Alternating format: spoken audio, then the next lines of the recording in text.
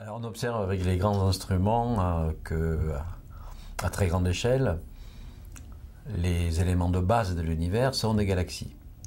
Les galaxies, je rappelle, ce sont des vastes regroupements de plusieurs centaines de milliards d'étoiles.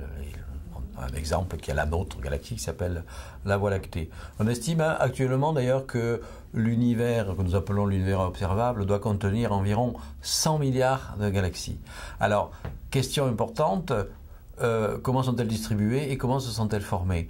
Alors, est-ce qu'elles sont distribuées complètement uniformément? Pas tout à fait. Elles-mêmes ont tendance à se regrouper dans ce qu'on appelle des amas de galaxies, qui peuvent contenir 1000, 10 000 galaxies, par exemple, pour les gros amas. Les amas eux-mêmes se regroupent dans ce qu'on appelle des super amas de galaxies, encore plus de gigantesques structures. Et après, évidemment, on peut se demander, est-ce qu'il y a une hiérarchie comme ça qui se poursuit? Ben non. À l'échelle des super amas, on ne trouve plus que des super amas qui, eux, sont enfin répartis à peu près uniformément dans l'univers. Voilà. Bon, ça, en fait, c'est une question assez importante parce que ça nous permet après de pouvoir résoudre correctement les équations de la cosmologie relativiste pour trouver justement les solutions de Big Bang viennent de cette observation que les superamas sont répartis uniformément dans l'univers. Alors maintenant, comment s'est formé tout cela? Eh bien, il faut que ce soit la gravitation, évidemment, qui condense les structures.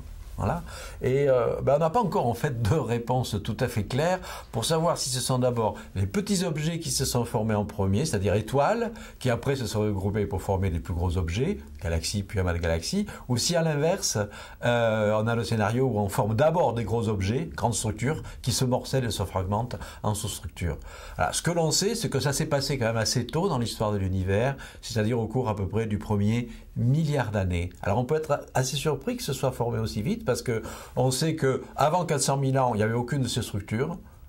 Il y avait une sorte de soupe extrêmement lisse et homogène de particules élémentaires et de lumière piégées dans cette soupe-là.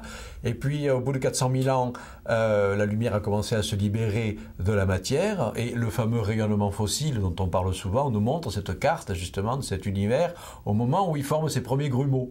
Mais ces grumeaux sont encore infinitésimaux. Et c'est à partir de ces grumeaux qu'après, la gravitation condense ces grumeaux pour former ces structures-là. Voilà. Et on pense que ces structures-là se sont formées en quelques centaines de millions d'années, jusqu'à 1 milliard d'années. Donc voilà ce que l'on pense être l'origine des galaxies, mais il y a encore beaucoup de problèmes non résolus.